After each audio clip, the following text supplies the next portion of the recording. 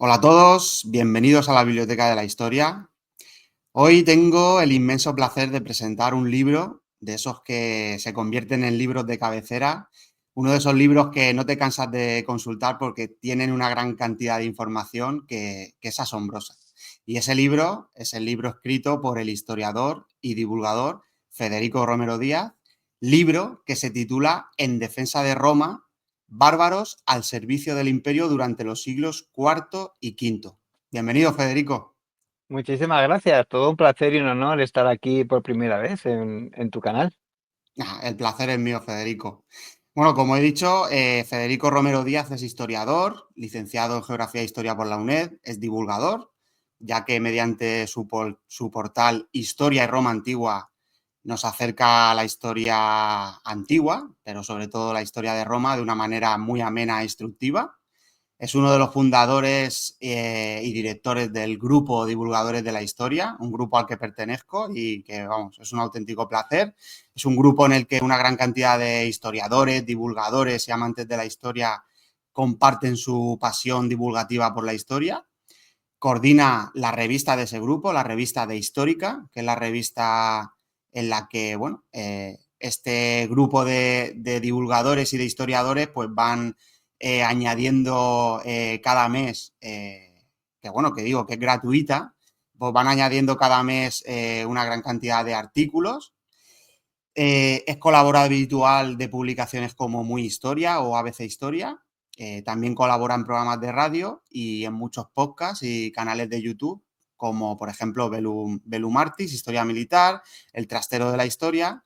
Y también ha participado como guionista en varios vídeos del canal Academia Play. Y bueno, Federico, la primera pregunta o reflexión con la que tengo que empezar esta entrevista pues es que los que no conocemos en profundidad la historia de Roma, pues creemos que la historia de Roma pues estaba encapsulada en sus territorios conquistados y que la única relación que existía entre el Imperio Romano y los bárbaros era la guerra o la defensa de esa frontera denominada como limes. Pero esto no es así, ¿verdad? Sí, tienes toda la razón, ¿no? Se nos ha enseñado una historia contada desde el discurso de contrarios, ¿no? Desde lo que dicen los académicos que les gusta mucho utilizar ese término, desde la alteridad. Y siendo así, es decir, siendo verdad, ¿no? Que este tipo de cosas sucedieron, invasiones, racias, expediciones de castigo a uno y el otro lado del limes, la realidad, ya no solo aquí, ¿no? Sino en la vida en general es mucho más complicada, ¿no? Y Mm, se ha dejado totalmente de lado un aspecto de esas relaciones que para mí es tan importante como este anterior que hemos mencionado, ¿no? Que es el aspecto del mestizaje y de la mezcla entre ambos mundos, ¿no? Entre ambos mundos, ambas orillas del río, entre el Barbaricum y la Romanitas, ¿no? Ya que es muy importante, ya que debido precisamente y gracias a esa mezcla que se produjo entre ambos mundos, pues tenemos el mundo actual que tenemos, ¿no? Está en la base de la Edad Media, en la base de estados como Francia o la propia España modernas y contemporáneas, que unen sus raíces culturales en, en ese proceso de mezcla y de mestizaje que se produjo en esas tierras fronterizas que realmente a lo largo de toda la historia las tierras fronterizas son unos sitios apasionantes donde se producen unos fenómenos históricos que merecen ser estudiados en detenimiento, ¿no? También pasó aquí, por ejemplo, en España, ¿no? En las Extremaduras, ¿no? En las ujú. tierras de contacto entre musulmanes y cristianos. Son unos territorios apasionantes, pues que yo me he decidido a investigar en defensa de Roma, ¿no? Son, como he dicho, territorios con doble dimensión, ¿no? Una dimensión física y una dimensión cultural, ¿no? Desde ese punto de vista Sí. me animé a escribir en defensa de Roma. Bueno, mira, aquí tenemos el libro, para los que nos estén ¡Ey! viendo por YouTube, aquí Mi tenemos el criatura. libro de Federico Romero Díaz, un regalazo que viene con el libro, que es un mapa a dos caras de dos épocas diferentes de las que trata el libro, o sea, es Ahí una atrás lo auténtica tenéis. pasada. Una de las Ahí caras la tenéis está, ahí atrás. exactamente. Bueno, el libro, el prólogo es del gran José Sotochica, o sea, una auténtica pasada, y el epílogo es de Daniel Gómez Aragonés, otro crack, en la Casi historia, o nada. sea que bueno, que este libro, bueno, es una joya, o sea, con lo que he dicho es una joya y bueno, y Federico nos Y ha los mapas explicado, son de Carlos de Miguel, el podcaster ah, del Ocaso sí, de Roma, que hace unos sí, mapas increíbles. otro crack. Increíbles, sí, otro crack. Otro crack, la verdad que, bueno, que como he dicho, es una joya, vamos, no os podéis perder este libro. Y bueno, vamos a seguir porque vamos a ir comentando cosas del libro. La intención, como le he dicho a Federico, no es destripar el libro, pero quiero hacer esas preguntas clave bueno, que a mí me han llamado muchísimo la atención y creo que son muy interesantes. Pues vamos Seguimos. allá. Federico, mencionas que fue durante el gobierno de Marco Aurelio cuando Roma dejó de, digamos, controlar la situación de la frontera con los bárbaros y pasó de ser el cazador a ser la presa. Imagino que aquí se juntarían dos circunstancias que son la de la propia Roma y la de los propios bárbaros. ¿Qué ocurrió en ese momento, Federico? Bueno, mira, nosotros tenemos que ver la relación entre Roma y el mundo bárbaro como una relación de fuerza, pero como una relación, en el que los términos de esa relación y de esa convivencia se establecen en función de la fuerza que cada una de las partes tiene en un momento determinado, ¿no? Entonces, mientras Roma es fuerte, la que impone las circunstancias es Roma al mundo bárbaro.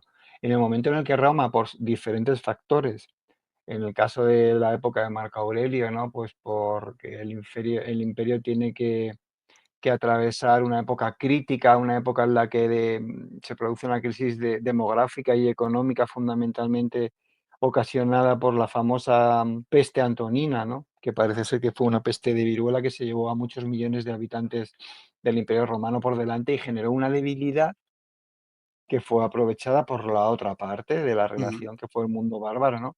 Que se vio entonces con la fuerza suficiente como para poner en aprietos al imperio, ¿no? Es a partir de ese momento en el que se produce como una especie de cambio, ¿no? En esa relación en que los bárbaros se dan cuenta también de que pueden, de que pueden también establecer algunos de los términos, ¿no? De esa relación y pueden apretarle un poco las clavijas al mundo bárbaro. Es muy curioso además que has mencionado a Marco Aurelio, porque es a raíz de esa época en la que se empiezan a detallar cosas muy curiosas, ¿no? Del día a día en la vida de ese limes que imaginamos como dos mundos estancos y que en absoluto lo eran, ¿no? Ese limes era atravesado cotidianamente por comerciantes de ambos mundos. uh -huh, Los pequeños comerciantes romanos se llamaban lixae, que eran una especie de buhoneros, ¿no? Que llevaban productos manufacturados y del mundo romano al Barbaricum, tenían ahí una salida muy rápida e importaban y traían al mundo romano pues todo tipo de materias primas, incluyendo a las personas, ¿no? Incluyendo esclavos incluso, ¿no? Pero también era atravesado por diplomáticos, era atravesado por bárbaros que servían en el mundo romano como soldados con diferentes puestos y vivían en el Barbaricum, o por romanos que se jubilaban, que recibían la honesta misio y uh se -huh, iban a sus tierras a vivir, antiguos bárbaros, perdón, que servían en el Imperio Romano. Era una frontera totalmente permeable en la que la comunicación y la cultura fluía entre ambos mundos. Y es en ese momento, ¿por qué digo esto? Porque es en ese momento cuando empezamos a conocer detalles de la regulación comercial, ¿no? Por ejemplo, que el Imperio Romano imponía a los bárbaros para poder traficar y mercadear en las ciudades de su limes, ¿no? Esas grandes ciudades que eran espejo de la romanidad, ¿no? Y es muy curioso porque en función de, de lo que esos bárbaros hubieran ofendido o no, hubieran colaborado con, con el Imperio Romano, se les ponían unas condiciones comerciales u otras. Por ejemplo, si eran romanos que habían sido aliados o que habían colaborado con el imperio, Marco Aurelio les permitía comerciar en sus ciudades, ¿no? Pero es curioso porque cuando empiezas a escarbar en los tratados, en las condiciones, en las fuentes que se detallan esos detallitos, pues se explica, por ejemplo, que tenían que entrar en las ciudades romanas los comerciantes bárbaros unos días determinados, ¿vale? Que normalmente coincidían con los días de mercados. Se establecían incluso qué productos podían comerciar o no, qué tasas tenían que pagar para poder vender sus productos en las ciudades romanas y qué tasas tenían que pagar para poder sacar productos romanos que luego vender en el Barbaricum. Es muy, muy, muy curioso, pero lo que nos da a entender es que al fin y al cabo era una relación muy fluida, que era una relación natural entre dos mundos que estaban en continua comunicación, ¿no? Tanto es así que a un romano de toda la vida de los dioses, de Rávena, le resultaba muy complicado distinguir entre un romano provincial de cualquier aldea de la frontera del Rin con un alamán cercano Claro, a esa misma frontera que vivía básicamente igual. ¿Por qué? Porque vestían las mismas ropas producidas a nivel local, comían los mismos alimentos y consumían los que podían permitírselo los mismos artículos de lujo que producían en el mundo romano, los mismos productos manufacturados. Y además es que hay muchos ejemplos, a los arqueólogos les cuesta distinguir. Por ejemplo, en aquella época se extendieron por toda la frontera y por todo el mundo romano unas hebillas militares que se llaman, los ingleses llaman chip carver, que son unas medidas un poquito al estilo de lo que luego fueron las hebillas visigodas, ¿no? mm, Muy bien ilustradas, muy bonitas. Bueno, pues esas hebillas las importaron los guerreros francos que empezaron a servir en las legiones romanas, ¿no? Y el resto de los soldados de origen romano las copiaron, tanto es así que se extendieron por todo el mundo romano, ¿no? Ese tipo de hebillas, ¿no? Y como eso, pues muchísimas cosas. mm. No, aquí sacamos dos conclusiones y es que el comercio mueve el mundo y otra es que las fronteras son, digamos, esa conexión, ¿no? Entre dos mundos, en este caso el mundo romano y el Mm. barbaricum. O sea, que no, las cosas no son como a veces nos pensamos, ¿no? Una Eso es. frontera en la que están mirando de un lado a otro y que, no, y que nadie pasa por ahí. Eso, eso no es así. Efectivamente, tenemos que dejar de lado totalmente esa idea de que son dos mundos estancos que no se relacionan más que para entrar en guerra, ¿no? Todo lo Mm, contrario, son dos mundos que están en un continuo contacto y que estaban intercambiándose culturalmente, mezclándose y creando una cultura mestiza que va a tener una trascendencia histórica fundamental en el futuro. mm. Ahora profundizaremos más en eso. Mm, Bueno, como comentas en el libro, no es lo mismo entrar en guerra o librar una guerra en territorio ajeno que en tu propio territorio. Y ujú. eso le ocurrió a Roma a partir del siglo III, cuando las batallas contra los bárbaros comenzaron a librarse en el propio territorio imperial. Esto comenzó a crear una crisis tanto económica como finalmente existencial para la propia Roma, ¿no es así? Pues mira, sí, la verdad es que es sorprendente, ¿no? Porque la crisis del siglo III son 50 años, es medio siglo de crisis. Es brutal. O sea, el Imperio Romano se ve sometido a una tensión increíble, tanto a nivel interno, ya que está sumido en continuas guerras civiles entre unos usurpadores y otros. Realmente, yo no me acuerdo cuál es exactamente el número de emperadores que hay durante ese año, pero es brutal, ¿no? Y es asombrosa la escasa supervivencia que tienen los emperadores en aquella época, ¿no? Como la infinita mayoría de una manera violenta, ¿no? Y en ese mundo envuelto en una continua guerra social y una continua crisis económica, ¿no? En el que la inflación se convierte en algo galopante, ¿no? Eh, Encima, tiene que hacer frente también a las agresiones externas que nunca habían llegado a sufrir el Imperio Romano. Tanto es así que los godos llegan al corazón de Grecia, saquean Grecia. Hispania, que está Ujú, muy lejos del Limes, es saqueada. Fíjate el alcance que llegan a tener esas incursiones de saqueo, ¿no? Y aún así, el Imperio Romano sobrevive y sale transformado en algo mucho tan fuerte o más como lo era anteriormente, pero totalmente diferente, en algo distinto, pero ujú, transformado, y sobrevive. Sin embargo, en el siglo V, con unas invasiones bárbaras incluso menos violentas y más controladas que las del siglo III y también con menos guerras civiles, aunque las sigue habiendo, el Imperio Romano cae, ¿no? Entonces, ujú, esa es una pregunta muy interesante. ¿Qué ha sucedido en esos 2 siglos para que las cosas sean tan distintas históricamente, ¿no? Para que al mm, final en Occidente el Imperio Romano desaparezca como Estado. Es mm. interesante, ¿no? Sí, la llegada de Diocleciano al trono imperial en el año 284 parece que fue una bocanada de oxígeno para esa Roma que, como comentas, parecía que estaba abocada a la destrucción. Pero claro, todo lo ocurrido anteriormente había dejado huella, ¿no? Y el Imperio Romano no volvería a ser, como has comentado, lo que fue antaño.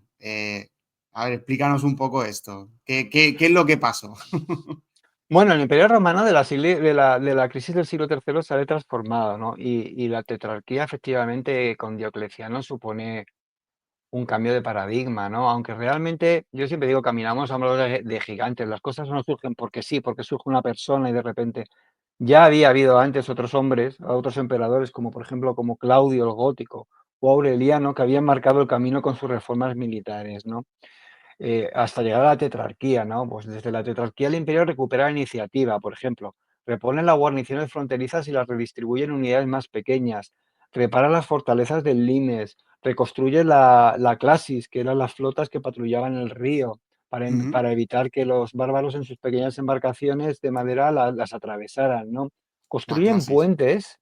Sí, construyeron puentes hacia el Barbaricum, desde el mundo romano, y fuertes a los ambos extremos para protegerlos como una manifestación del poder romano. Es una manera muy clarita de decirle a los romanos, de decirle a los bárbaros, ojo, cuidado con lo que hacéis, porque cuando nos ofendáis de cualquier manera, cuando actuéis de una manera contraria a nuestros intereses, podemos poner las legiones a través de este puente en un momento en vuestro territorio. Tanto es así que se construyen ciudades romanas en esta época dentro del territorio bárbaro, ¿no? Estoy pensando, por ejemplo, en el puente que se construye que comunica la ciudad romana de Oescus en el Danubio con la ciudad de Sucidaba, que estaba en territorio gordo-tembigio, pero era una ciudad romana. En territorio gordo-temijo se construyen calzadas romanas para que las legiones se muevan. ¿Por qué pasa todo esto? Pues es muy Ujú. sencillo. Bueno, imagínate el puente, las dimensiones. Tenía casi 3 kilómetros el puente, Es impresionante. un ancho de 6 metros y sobre el propio río casi 1,5 kilómetros. Imagínate qué puente. O sea, era una autopista del mundo romano al corazón del imperio, al corazón del reino godo de los tervingios, que les dejaba muy claro que en el momento en el que los godos actuaran de una manera contraria a lo que el emperador considerara, podían ver a 3, 4 legiones en su territorio, como realmente sucedía. Hay momentos en los que nos lo dicen las fuentes, porque estamos muy acostumbrados a pensar, ¿no?, en el salvajismo de los bárbaros que entran en el mundo romano y lo arrasan y cometen racias y se llevan esclavos y todo eso. Y es verdad, yo creo que hay, de hecho, en defensa de Roma, una de las primeras cosas de la que hablo es de la expedición, ¿no?, de los alamanes y del tesoro de Newport, ¿no?, que es el fruto de esta rapiña, ¿no?, que se ha encontrado hace poco en el fondo del Rin, ¿no? Pero de lo que no se habla y de lo que sí que nos cuentan las fuentes, sin embargo, es de los salvajes y de los bestias que podían ser los romanos cuando realizaban una expedición que ellos llamaban de castigo a territorio bárbaro en respuesta a cualquier tipo de ofensa que les podían haber infligido los bárbaros, ¿no? ¿Por qué? Eran mucho más terribles, porque se hacían de una manera sistemática y organizada, con los medios que un imperio tenía a su alcance, ¿vale? Ujú. Tanto es así que llegaban, hay testimonios de bastantes de las fuentes en las que los reyes bárbaros se llegan a poner de rodillas delante del emperador para pedirles por favor que paren porque si los romanos seguían en su labor, directamente es que no tenían nada sobre lo que gobernar, porque cortaban los árboles, exterminaban a los animales y mataban a todo ser vivo que se cruzaba con ellos. Realmente convertían esos reinos en desiertos de Ujú. vida. ¿M? O sea, para que te imagines también la capacidad de respuesta que podían tener los romanos a, a una actitud inapropiada por parte de los bárbaros. Cuando esta capacidad de respuesta, que es totalmente revivificada, por decirlo de alguna manera, empieza a ser debilitada, ahora si quieres podemos hablar de los motivos por lo que esta capacidad de respuesta empieza a ser más débil, es cuando empiezan a ponerse las cosas más a favor de los bárbaros en esta relación de fuerza que unos y otros tienen. Y es cuando los bárbaros pueden empezar a imponer condiciones. Mm, claro.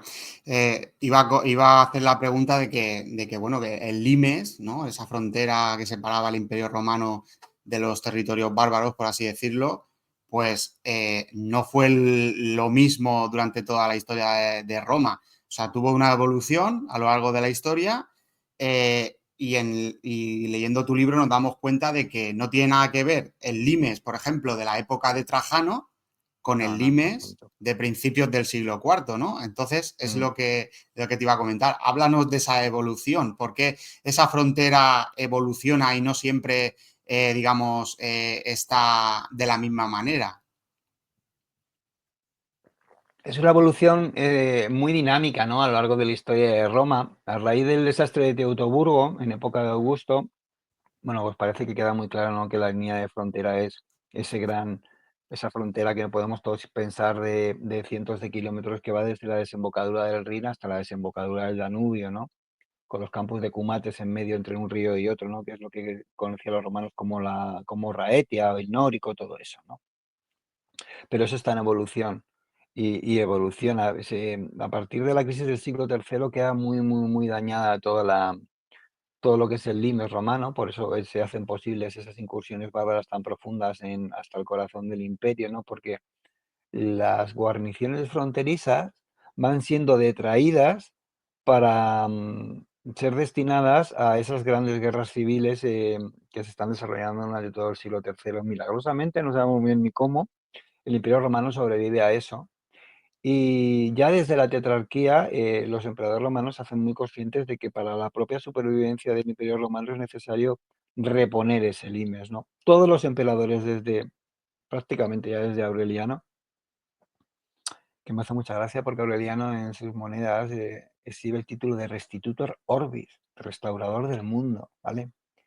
Entre otras cosas, las primeras cosas de las que se encarga, aparte de reunificar el imperio, ¿no? Acabando con Palmira y con el imperio gálico, es de empezar a reconstruir y reorganizar militarmente el limes. ¿Cómo se reorganiza? Pues mira, creo que ya he mencionado antes, ¿no? Que se reponen las guarniciones fronterizas y se redistribuye, esto es muy interesante, en unidades más pequeñas. Se abandona ese modelo de grandes legiones, las legiones pasan de tener 6.000 a tener unas 1.000, 1.500 personas y se Ostras. redistribuyen en unidades más pequeñas que son mucho más fáciles de abastecer desde un punto logístico y que permiten también una ventaja, que además de ser mucho más efectivas en la defensa del territorio porque pueden ser extendidas, puedes extender muchas más unidades por todo el territorio, crear una malla mucho más densa de unidades militares. Además, son mucho más eficientes de cara su función policial, a la función de controlar a nivel interno el territorio, previniendo fenómenos que eran endémicos en toda esta zona, como es el bandidaje, ¿no? El mundo rural Ujú. rumano está muy abandonado al bandidaje y de hecho se aprecia en toda esta frontera del Limes un fenómeno contrario al resto del imperio, y es que mientras el mundo rural se contrae, se desertifica, las ciudades de ese limes crecen y florecen, aumentan de población, cuando en el mundo romano sucede prácticamente lo contrario, se produce un fenómeno de redefinición urbana en el que las ciudades se contraen en tamaño y el mundo se ruraliza, ¿no? En el limes no pasa eso. ¿Qué sucede? Que el Estado romano necesita tener esos territorios poblados, necesita que sigan produciendo agrícolamente, necesitan que paguen impuestos. ¿Y qué hace? Utiliza y llega a acuerdos con bárbaros libres, con pueblos bárbaros libres del otro lado del Rin, llega a acuerdos de federación, como en calidad de foederati o de laeti, hay diferentes tipos, de los que si quieres luego podemos entrar un poco en detalle, y utiliza a esa población para colonizar esos territorios que se han quedado desiertos, ¿no? Y es una especie de círculo vicioso. ¿Por qué? Porque a cambio de esas tierras, a cambio de esa generosidad imperial, los bárbaros se comprometen a defender su territorio de la invasión de otros bárbaros y Ujú. a aportar reclutas a las unidades del imperio y a someterse a los dictados de un praepositi, que es un funcionario normalmente de origen militar que cada comunidad tiene, ¿no? Y que ha dado el Estado, ¿no? ¿Qué es lo que pasa? Que al final la seguridad en esos territorios acaba dependiendo de bárbaros, de los que muchas veces los pocos romanos que quedan en otras aldeas no acaban de fiarse y acaban yéndose a las ciudades, que es un círculo vicioso que es repuesto, ese vacío es repuesto normalmente con más bárbaros, ¿sabes? Claro. Y además es muy curioso porque las fuentes buscas y dices, ¿cómo se hizo el asentamiento de estos bárbaros? Porque luego muchas veces no encuentras la manera concreta en la que se hizo, más allá de lo que te estoy contando, ¿no? y nunca en las fuentes se describen conflictos de estas poblaciones bárbaras con los provinciales romanos ni con los grandes propietarios. ¿Por qué? Porque se piensa que efectivamente se establecieron sobre campos que habían quedado desiertos y sobre propiedades imperiales, con lo que no generaron tensión, ¿no? Con los provinciales romanos que quedaban por la zona, ¿no? Pero ¿qué pasa? Al final esos territorios los estás convirtiendo en territorios cada vez más bárbaros, por decirlo de alguna manera, culturalmente, ¿no? En el que sí se produce una mezcla del mundo romano, luego a lo mejor pasa un poco como en nuestra época, ¿no? Esa segunda generación de romano-bárbaros, vamos a decirlo así, que se han criado ya en territorio romano, pues han asumido su romanidad sin ningún tipo de problema y nos encontramos pues en el ejército, en puestos de muy alta responsabilidad, ¿no? Porque empiezas en el ejército desde lo más bajo, pero hay muchos que desde lo más bajo, estoy pensando por ejemplo en nombres como Gainas o Arbitrio, llegaron a lo más alto en el imperio, ¿no? Ujú, Incluso algunos llegaron a crear familias que en las siguientes generaciones dieron resultado a individuos que fueron ejemplos de romanidad, de cultura, tanto en lo militar como en lo cultural. Estoy pensando, por ejemplo, en Merobaudes, ¿no? Merobaudes, ujú, que fue un rey franco que estuvo al servicio de varios reyes, ¿no? Y que acabó con Graciano, acabó traicionando a Graciano, el hijo de Valentiniano I. Bueno, pues 2 generaciones después había un Merobaudes que fue, quiero recordar, general de Aecio y panegirista de Aecio. Ejemplo de romanidad. Llegó a ser patricio del imperio, de tener una estatua en el foro, el descendiente de un franco, ¿vale? Y te estoy sí, poniendo ese ejemplo, pero te podría poner bastantes más, ¿no? más. Pero para que veas cómo echaron raíces esos bárbaros en el mundo romano, ¿no? Y cómo generaron una cultura mixta bueno, pues que de la que siempre se les ha dado de lado y nunca hemos hablado de ellos, ¿no? En Defensa de Roma está escrito también un poco con esa intención, ¿no? Con la de hacer un poquito de justicia histórica a toda esta gente a la que yo me encontraba continuamente cuando leía los libros de historia, sus nombres, alucinaba porque veía que eran nombres bárbaros al frente de ejércitos romanos, cónsules, al frente de embajadas, como jueces. Y decía, ¿y esta gente de dónde sale? ¿Qué historia tienen? Y cuando investigabas, no te encontrabas prácticamente nada. Digo, "Bueno, voy a buscar un libro que hable sobre ellos". No existía ese libro, no existía, ya no en castellano, en ningún idioma lo encontré. Solo Ujú, existía cosas a nivel académico y de las zonas de las que esta gente procede, de Holanda, de Estrasburgo, de Alemania, y ya está, no había nada ujú, más. sí. Bueno, esto que comentas de los asentamientos en el Limes me ha llamado mucho la atención porque es que eh, cerca de los campamentos romanos que estaban a lo largo del Limes se fundaron grandes asentamientos que muchos de ellos acabaron siendo la base de ciudades muy conocidas a día de hoy. ¿No es así? Ajá. Así es, claro, tenemos las grandes ciudades del mundo romano, Viminacium, tenemos Augusta Treverorum, que es Treveris, tenemos muchísimas ciudades que hoy en día incluso pues son capitales, ¿no? de países Mm, europeos y dieron lugar desde lo que es el Castro de la Pretoria, luego surgió lo que se llama el Carnavae. El mm, carnaval era donde estaban las familias de los legionarios, ahí estaban los bares, ahí estaban los prostíbulos, ahí estaban los mercados, y ahí se originaba. A ver, es que tenemos que imaginarnos el Limes como una tierra peligrosa, porque una tierra peligrosa sujeta a guerras civiles, sujeta mm, a incursiones bárbaras, sujeta a bandidos, pero una tierra de oportunidades, un poquito como el lejano oeste. ¿Por qué? Porque el Imperio Romano destinaba una cantidad ingente de dinero a mantener esas legiones y a mantener la administración de esas ciudades y a crear grandes ciudades que eran como el espejo de Roma, ¿vale? A ujú, escala, pero claro, imagínate, ¿no? Llegaba un bárbaro del Barbaricon, entraba Augusto Treverorum y veía su circo, veía o veía, por ejemplo, la Porta Nigra, ¿no? Que todos tenemos en mente. Y claro, deslumbraban, ¿no? Deslumbraban con su grandeza, están destinadas a eso precisamente, a deslumbrar a los bárbaros que podían aparecer por allí, ¿no? Con esa grandeza de decir, madre mía, este es un imperio de un poder y una dimensión tal que tampoco podemos oponernos a él, ¿no? Esa era la idea. mm. Has comentado anteriormente que aprovechaban tanto bárbaros como romanos la debilidad del otro para acometer y hacer incursiones racias tanto de aprovechamiento como de castigo, ¿no? Un ejemplo de esto, la famosa incursión de Franco y alamanes en el 257, ¿no? ¿Qué ocurrió en esa famosa incursión con Tesoro Perdido incluido? La verdad es que me ha parecido muy curiosa la historia y por eso decidí abrir el libro un poquito con ella, porque muestra también, ¿no?, cómo en un momento de debilidad por parte del Estado romano es aprovechado y se produce una incursión con una profundidad enorme, ¿no? Los alamanes penetran profundamente y además es que es curioso, ¿no? Porque hemos tenido la suerte de que al atravesar el río fueron atacados por una flota romana y gran parte de lo que habían rapiñado durante meses de impunidad que tuvieron para saquear el Imperio Romano se quedó en el fondo del Rin, ¿no? Entonces una empresa de estas de arena, al empezar a sacar arena del fondo del lecho, de repente se encontraban con que estaban saliendo un montón de objetos antiguos que no sabían de dónde salían. Y animo a cualquiera, ¿no?, a que busque Tesoro de Newport en Google, ¿no?, y vea los objetos que hay.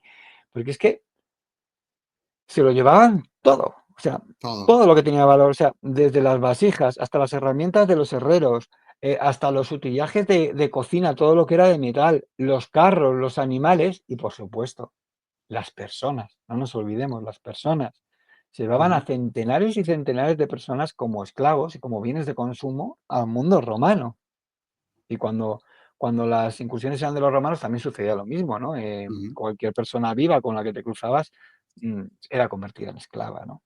Y es muy curioso, ¿no? Porque, después de meses y meses de pillaje, cuando los alamanes deciden pasar al otro lado, consiguen encontrar un pequeño muelle cerca de una antigua fábrica de cerámica y empiezan a pasar, ¿no? Pero bueno, los romanos, en ese momento tienen capacidad de respuesta, montan una clasis, montan una pequeña flotilla y empiezan a embestir a los alamanes que están en pleno tránsito, ¿no?, del río. Los que han conseguido pasar se retiran, ¿no?, y van a poder contarle a sus nietos sus hazañas y lo mucho que saquearon el Imperio Romano, y van a poder vivir una vida de la riqueza, ¿no?, gracias a todo lo que habían conseguido pasar, ¿no?, porque gran parte del botín pasó. Pero otra gran parte del botín y de los esclavos fue rescatada por los romanos. Y se quedó a la otra orilla. Los alamanes que no habían pasado fueron masacrados y los romanos que habían sido esclavizados, pues rescatados, ¿no? Y otra parte, por desgracia, se fue al fondo, porque claro, los barcos embestían a las embarcaciones bárbaras, las balsas bárbaras, y todo lo que contenían pues iba al fondo, ¿no? Y eso es lo que hemos podido rescatar. Y además hemos tenido la suerte de tener un testimonio escrito de todo esto gracias a una lápida, a una gran losa que se conservó, ¿no?, en todo esto, que además es muy curioso porque como luego hubo una Niato Memoriae, porque las fuerzas ujú, romanas que atacaron a estos saqueadores alamanes pertenecían al Imperio Gálico, y diréis, ¿Imperio Gálico? ¿Qué es el Imperio Gálico? El Imperio Gálico fue un imperio romano que se segregó, la parte del Imperio Romano de las Galias que se segregó durante bastante tiempo del corazón, ¿no? Del corazón italiano, mm, del Imperio Romano, ¿no? Y que hasta la época de Aureliano no fue reincorporado. Cuando fue reincorporado, se decretó esto que se llama una damnatio memoriae, es decir, borrar la memoria, que es una de las peores condenas que se podían emitir en el mundo romano, era que se borrara tu memoria. Si se mm, borra tu memoria, te quedas convertido en nada, ¿no? Entonces, en se nada. picaron los nombres de esos generales romanos que habían atacado a esos alamanes, ¿no? Y del emperador de ese imperio gálico que había mandado había recogido el mérito, ¿no?, de acabar con esos saqueadores. Lo que pasa es que se hizo chapuceramente y los arqueólogos han podido colocar el nombre de esas personas contra las que se había decretado una damnatio Mm, memoriae, ¿no? Así que es una historia apasionante, pero es que este libro está lleno de historias apasionantes que estaban por sí, contar, sí. sinceramente. Bueno, fíjate, has nombrado ya dos veces, ya no te voy a dejar una tercera, la Clasis, porque La comentas en el libro clasis. que la potencia naval romana no es tan conocida por el público en general, ¿no? Ha habido libros, ¿no?, de autores que han hablado en profundidad de la Roma en los mares, en el Mediterráneo, Ujú. pero sin duda fue algo muy importante para Roma y claro, no solo para el comercio, sino para su defensa. La Eso es. potencia naval de esas galeras, liburnas, trirremes, cuanquirremes, etcétera, tenía su contrapartida en los ríos, que esto es muy interesante, el Rin y el Danubio. Aquí también había clasis, ¿no? Que has comentado, las clasis, las flotas. Háblanos, Federico, de estas flotas fluviales y de su importancia para Roma.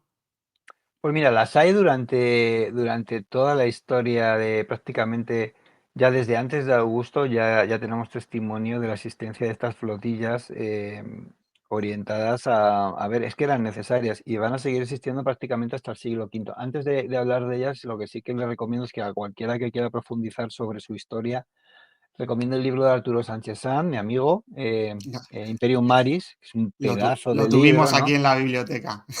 Efectivamente, que te hace cambiar un poco la concepción que tenemos siempre del Imperio Romano como un imperio terrestre, ¿no? Sí. Cuando los romanos siempre tuvieron una relación con el mundo acuático muy intensa, no solo el marino, sino también en el fluvial, ¿no? Y bueno, sí, a lo largo de toda la historia, sobre todo a partir de Augusto, que es donde tienen su origen, se van generando y se van creando flotillas de clasis que están destinadas básicamente a impedir entradas no consentidas de, desde el Barbaricum al mundo romano. Pero no solo a eso. Por ejemplo, hay una cosa que se conoce muy poco, y es que a raíz de esta reorganización que hemos mencionado antes con la tetrarquía y sobre todo a partir de Constantino, ¿vale?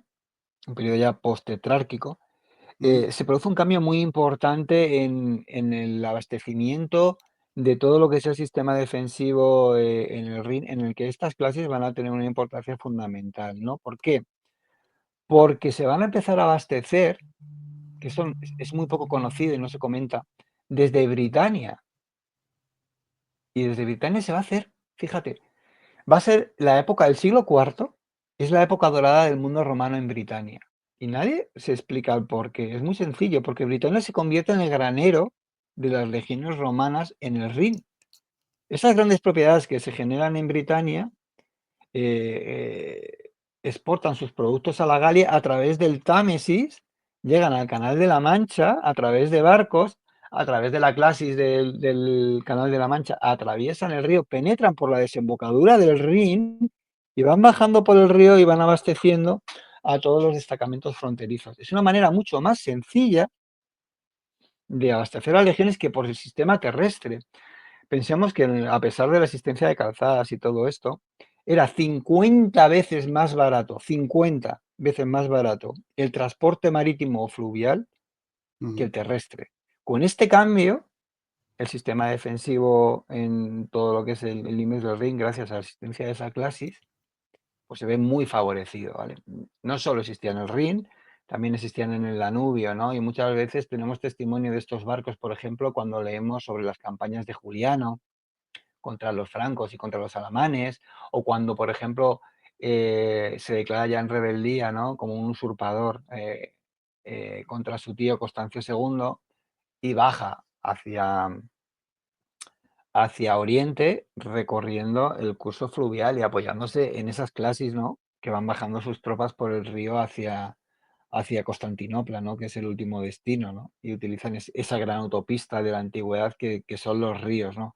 Así que ujú, tiene una importancia fundamental a medida que el imperio va teniendo problemas económicos, las clases se resienten, prácticamente son arrasadas durante la crisis del siglo III y luego, como hemos dicho antes, a partir de la tetrarquía son otra vez objeto de mimo, ¿no? Por parte de los diferentes emperadores. Y luego ya a medida que avanzamos en la historia hacia el siglo V, se van, como decirlo así, provincializando y van dependiendo un poquito, se van fragmentando. Al principio solo hay tres grandes clases, luego se van fragmentando en clases provinciales que cada gobernador militar de cada provincia tiene obligación de mantener, ¿no?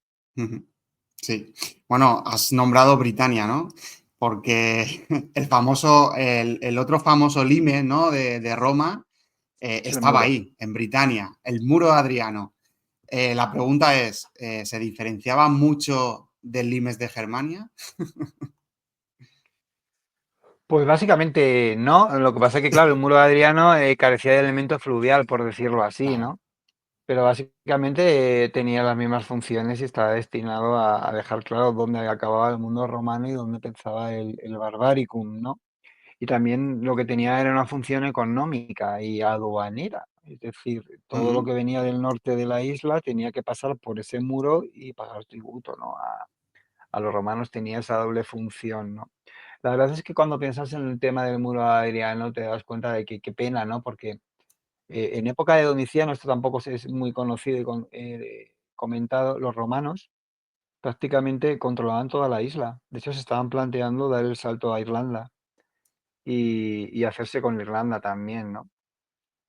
Sin embargo, las guerras dacias imponen unas necesidades militares al imperio que hacen que se abandone todo lo conquistado. Hay muchos testimonios, ¿no? De cómo muchos de esos acuartelamientos al norte de lo que hoy es el muro de Adriano, incluso al norte del muro de Antonino, son abandonados y se retraen a una línea militar segura y estática, ¿no? Que es el muro de Adriano, aunque realmente yo para mí, sinceramente, creo que fue un gran error porque no hay mejor frontera, solo entendió Augusto cuando conquistó Cantabria, no hay mejor frontera que la que no existe. Es decir, si tú ujú, conquistas todo el territorio, ya no tienes una frontera, tienes un territorio dominado, a que tendrás que emplear más o menos energía para dominar, pero tienes ese territorio. Cuando creas una frontera estática, dejas que al otro lado del muro pasen cosas que a lo mejor a ti no te interesan que estén pasando, claro, ¿no? Y eso es lo que mm, luego le va a pasar a Britania durante toda su historia después, ¿no? Que va a tener que estar todo el rato haciendo frente a intentos de incursiones por parte de los pueblos del norte y por parte de los irlandeses, de los pictos. mm, exactamente. Bueno, ya lo has comentado anteriormente, pero una parte importante del libro es esa, digamos, opción de integración en el ejército romano de bárbaros. Esto en un Ujú. principio fue así, ¿no? Cuando tenía carácter voluntario, pero luego hubo una especie de evolución que hizo que fuera algo forzoso, ¿no? Esa asimilación de los bárbaros en las legiones romanas, ¿no? De alguna manera se Sí, convirtió en algo forzoso. No había otra. hay No una había doble otra. vía, hay una doble vía. Em, Entre el mundo romano y el barbárico hay una diferencia notable en calidad de vida, ¿vale? Entonces llega un momento en el que, sobre todo durante la crisis del siglo III, en el que ser legionario romano era muy poco atractivo para los propios romanos. ¿Por qué? Porque la paga tampoco era para tanto. Al final los legionarios con el tema de la inflación y todo eso estaban ganando lo que un artesano cualificado podía ganar en un taller de artesanal en una ciudad. Era un servicio muy largo, entre 20 y 25 años, al que lo más normal es que no sobrevivieras. ¿Por qué? No solo por los enemigos externos, sino también por los internos. Entonces, en esta situación, y además te mandaban lejos, lo más normal es que si tú eras de la Galia te acabaran mandando a servir a Egipto y te tuvieras que romper radicalmente con tu familia, con tu vida, con tu mundo, ¿no? O viceversa, ¿no? Si eras de Egipto podías acabar en una frontera en el Danubio pasando frío, ¿no? Entonces, ¿qué es lo que pasa de una manera generalizada en el mundo romano? Que la gente trata de evitar el servicio en las legiones. Tanto Mm, es así que llegan incluso, es conocido este hecho, a cortarse dedos de las manos para evitar servir, ¿no? Y esto aparece en los códigos penales de aquella época, ¿no? Tratando de remediar aquello, ¿no? Eh, Se dan también casos de gente a la que los grandes propietarios hacen pasar como por esclavos para que no sirvan en las legiones, ¿no? También lo vemos en la legislación, ¿no? En el Código Teodosiano, ¿no? Que incluso los propios señores evitan que sus siervos vayan a servir a las legiones porque les están restando su propia riqueza, ¿no? claro. Esto genera una necesidad y un hueco en las legiones que hay que cubrir de cualquier manera. ¿Cómo lo cubrimos? Bueno, pues hay diferentes maneras de cubrirlo. Lo primero que se recurre es a ofrecer la oportunidad a bárbaros libres de integrarse en esas legiones. Para los bárbaros, sin embargo, es atractivo el servicio de las legiones. ¿Por qué? Porque vienen de un mundo mucho más violento y más pobre. Vienen muchas veces ya con instrucción militar, con lo que para ellos no se supone son gente que son fáciles de adiestrar en el ejército y que son fáciles y dan muy buen resultado, ¿no?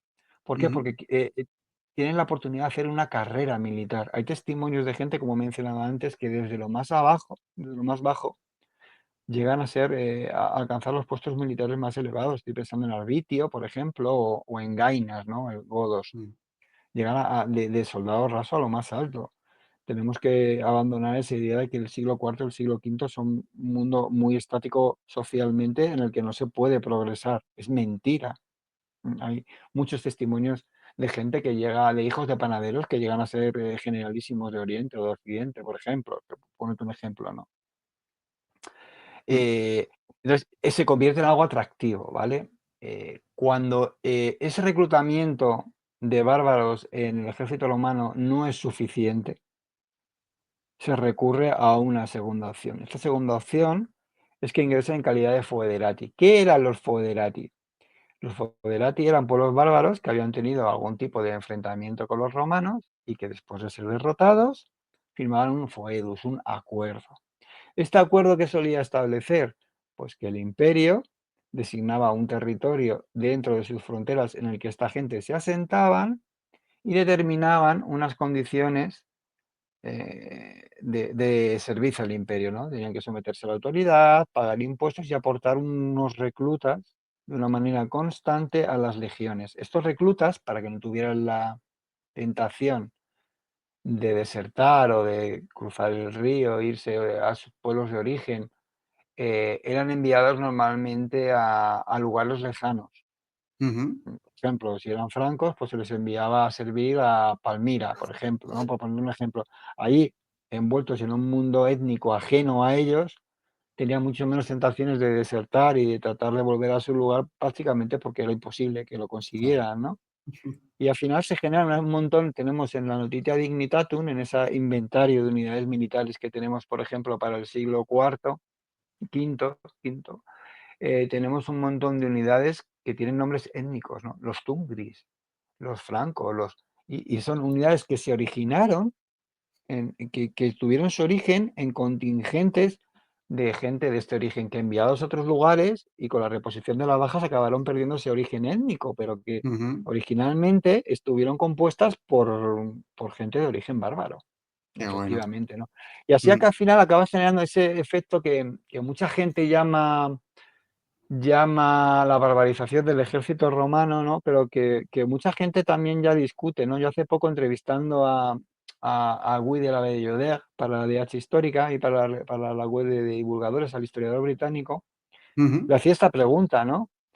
¿Qué opinaba, ¿no? Sobre la barbarización del ejército romano, ¿no? Y si era realmente esto. Y me dijo, pues mira, si es que realmente a esas alturas de la historia, ser romano o ser bárbaro es una cuestión de ánimo. ¿Y por qué? Porque los bárbaros, y es una cosa que no nos entra en la cabeza, ¿no? En este mundo que vivimos de naciones, los bárbaros carecían totalmente de identidad nacional.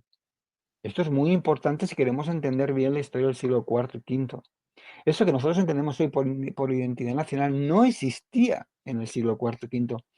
Y para un franco, por ejemplo, no le suponía ningún tipo de problema, ni personal, ni social, ni político, ni civil, pasar a servir como soldado romano en el ejército romano y asumían su romanidad de una manera espontánea y no tenían ningún problema en enfrentarse a otros francos por defender a ese imperio al que servían. Estoy pensando, por ujú, ejemplo, en la famosa inscripción, ¿no?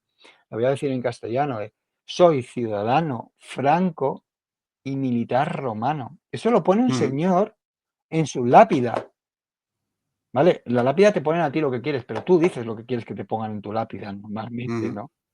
O estoy pensando en ese príncipe burgundio, en Jariulfo, un príncipe burgundio que en su lápida, porque muere al servicio de Valentiniano I en Treveris, en su lápida deja muy claro y con mucho orgullo que forma parte de la guardia personal del emperador.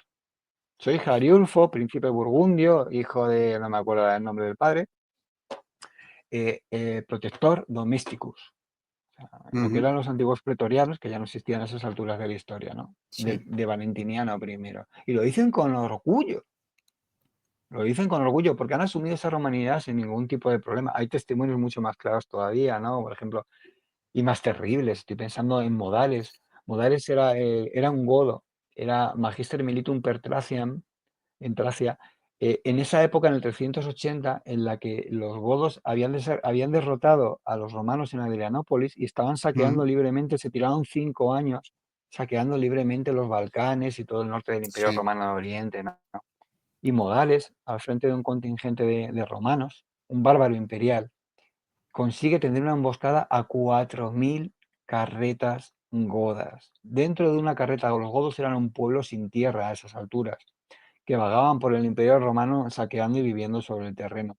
Dentro de esas carretas, de cada carreta, había una familia, en el sentido extenso, abuelos, padres, primos, en el sentido extenso. Imagínate la cantidad de gente que había en una caravana de 4.000 carros godos. Bueno, pues a Modares, godo tervingio, no le tiembla la mano cuando de que todos los hombres que formaban parte de ese convoy sean degollados y Buah. que todas las mujeres y todos los niños de su pueblo, godos tervingios, sean convertidos en esclavos. Fíjate, se asumió sin ningún tipo de problema esa romanidad.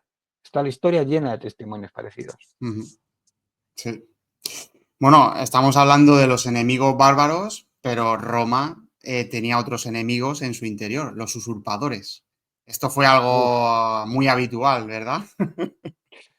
La usurpación, fíjate, está en el origen de la historia del Imperio Romano. Si lo piensas, y la verdad es que me parece un tema apasionante sobre el que estoy trabajando ahora, porque la verdad es que a raíz de escribir este libro me di cuenta de la función que la usurpación tiene en el Imperio Romano, ¿no?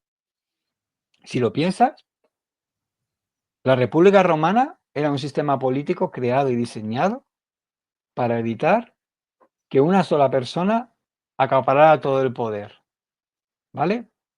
Y llega César primero y luego ya Augusto sobre los cimientos que César crea y genera un sistema, que es lo que vamos a conocer como Imperio Romano, que con la fachada, manteniendo solo la fachada exterior republicana, que se va a mantener todo el Imperio Romano, prácticamente, con variaciones, pero prácticamente se va a mantener intacta, lo que hace es usurpar esa finalidad política que tenía la República de evitar que una sola persona acabara con todos los resortes del poder. ¿Qué hace Augusto? Augusto usurpa la República Romana, usurpa la finalidad política de la República Romana y acapara en sus manos todo el poder.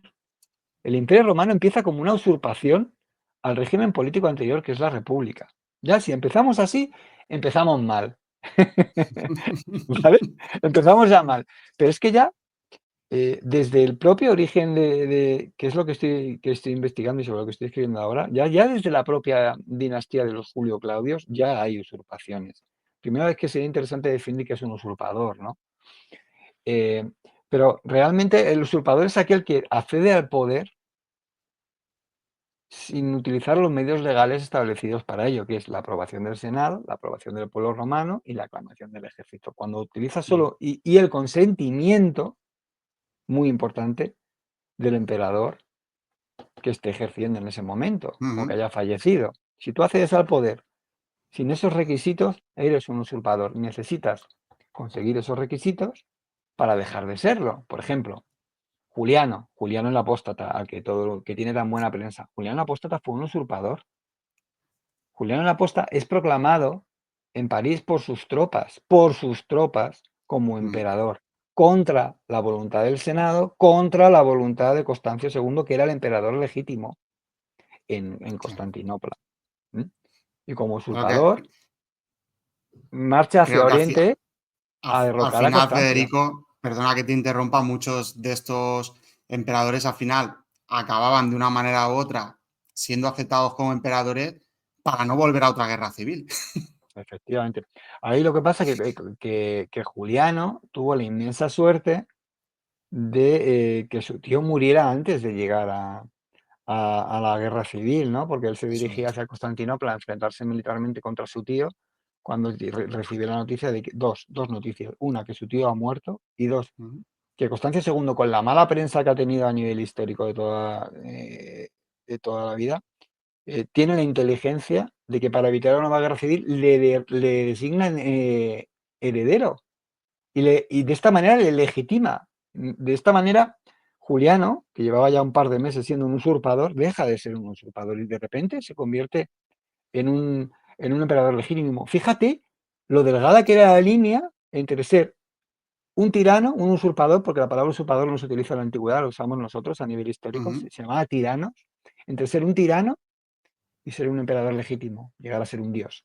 Fíjate la diferencia tan delgada, ¿no? Por eso Por eso hay tanta usurpación. La usurpación al Mm, final acaba generando una especie de papel político dentro del sistema militar romano y del sistema político romano, de que cuando llega un emperador que no es eficiente, que no es capaz de demostrar que es capaz de defender a su pueblo, que no es capaz de demostrar al ejército que es capaz de satisfacer sus necesidades, se genera un usurpador, que luego ujú. es bastante fácilmente legitimada, ¿no? Porque bastaba la aprobación del pueblo, la aprobación del ejército y la aprobación del Senado para que de repente te convirtieras en legítimo. Estoy pensando, fijaos, grandes usurpadores de la historia. Titular, Vespasiano, Diocleciano, Constantino, Juliano. Toda esta gente, señoras y señores oyentes, fueron usurpadores. Usurpadores. Hasta ahí hay historiadores que defienden que Claudio fue un usurpador. Con eso lo digo todo, porque fue elegido por los pretorianos sin consentimiento del Senado, con la oposición del Senado, a que al final no le quedó más remedio un par de días después de que aceptarlo. Fijaos, y eso no se comenta.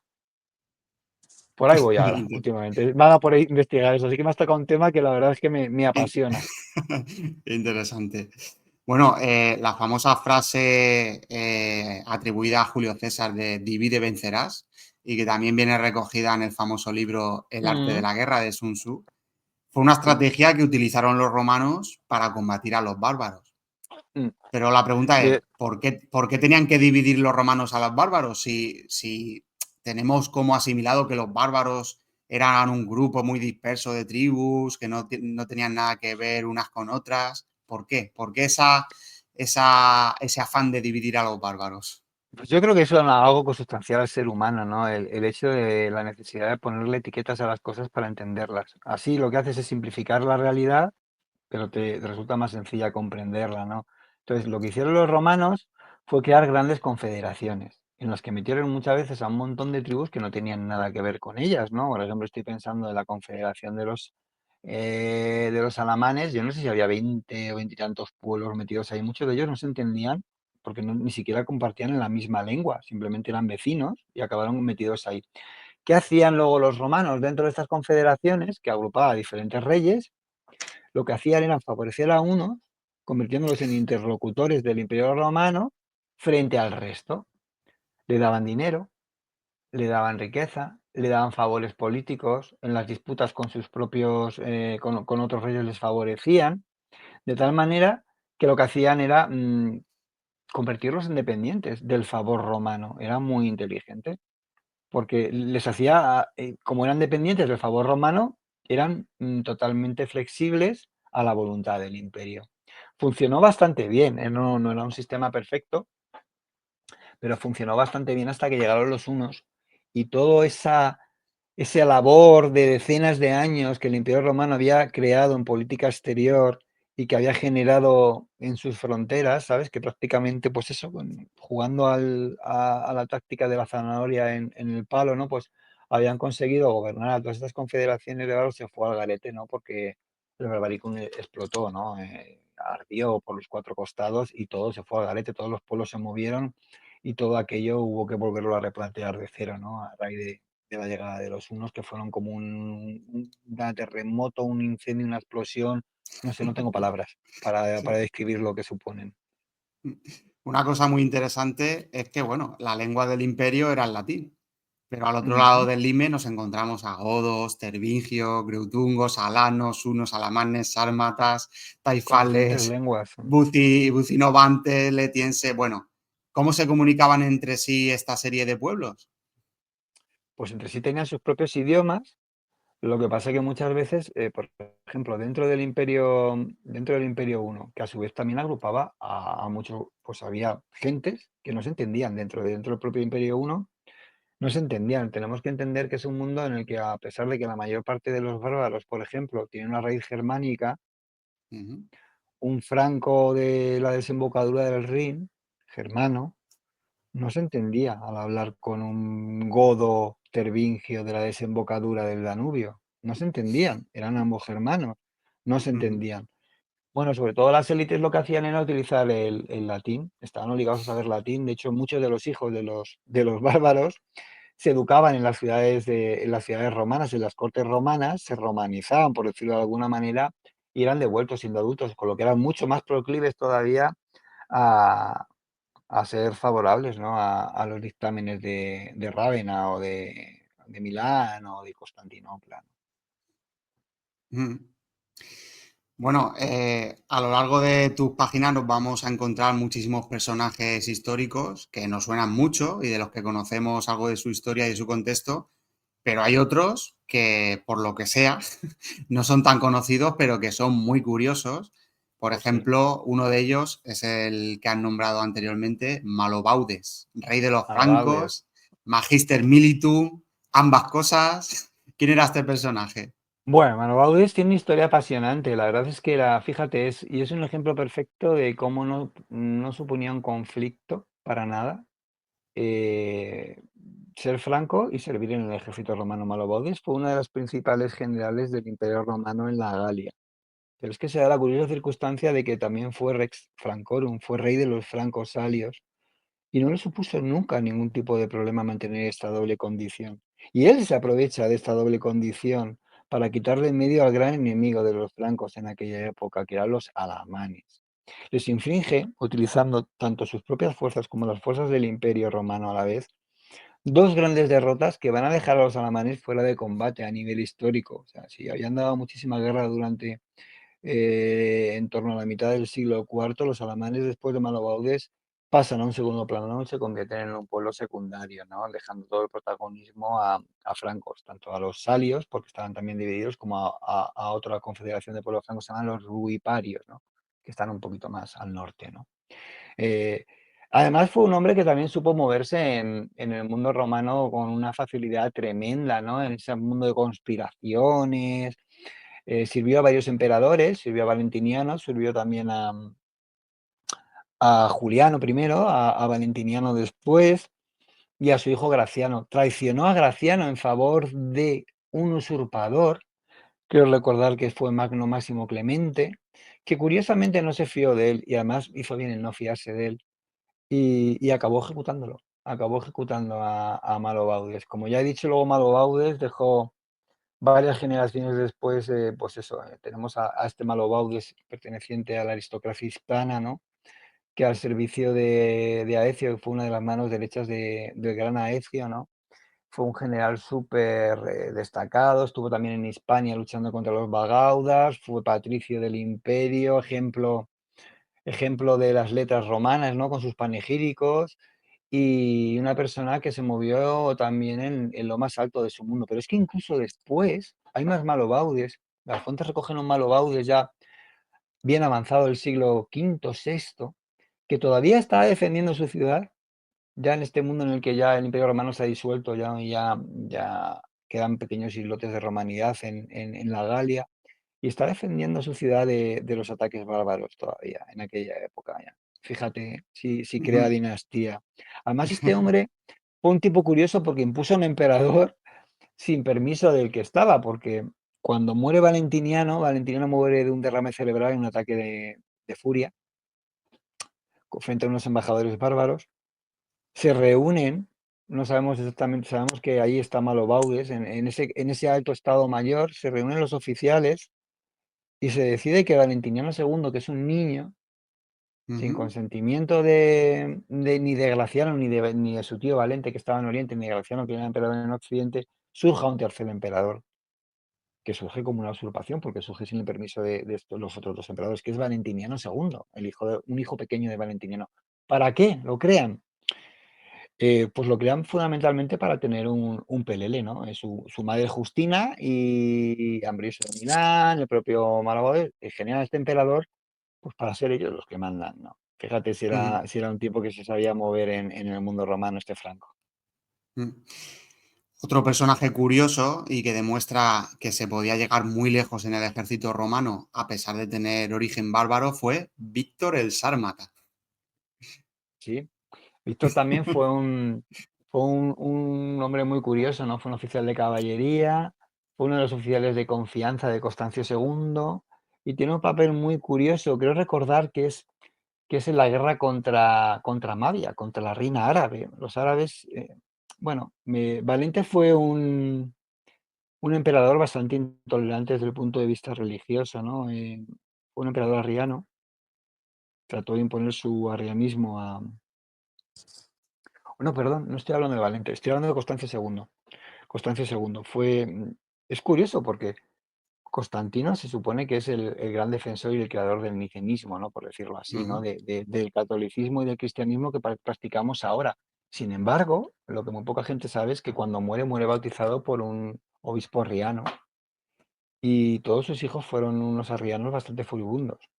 Constancio II no era la excepción, ¿no? Constancio II trata de imponer ese arrianismo a, a su mundo, ¿no? Y sus sucesores, como Valente, pues siguen en esa línea, ¿no? Hasta Teodosio, la élite romana va a ser arriana, ¿no? Entonces, Valente, al tratar de imponer el arrianismo a los árabes, genera una guerra, genera un conflicto con una de sus tribus más poderosas, que es la dirigida por la reina Mavia, ¿no? La reina Mavia era nicena y tenían a su propio obispo, a Moisés, y se rebelan y se hacen prácticamente con todo Oriente total. Que bueno, que como Qué ya a la historia. vez que esto está sucediendo, se origina en el Danubio el conflicto con los godos, el desastre de Adrianópolis, eh, la guerra gótica que se llama, pues Ujú. bueno, Valente se ve obligado a cerrar uno de los frentes. ¿Y cómo lo hace? Pues cierra el frente árabe, por decirlo así. Llega a un acuerdo con Mavia. A un acuerdo que más que, es que un acuerdo fue que cedió prácticamente en todas las pretensiones de Mavia.